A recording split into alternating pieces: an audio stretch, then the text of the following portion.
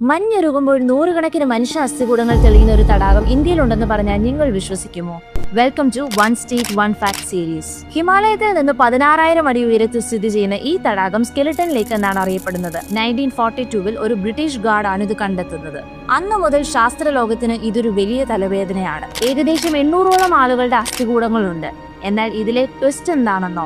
ഇവരെല്ലാം ഒരേ കാലഘട്ടത്തിൽ മരിച്ചവരല്ല. DNA അനാലിസിസ് പ്രകാരം ഇവരുടെ മരണങ്ങൾ തമ്മിൽ 1000 വർഷത്തെ വ്യത്യാസമുണ്ട്.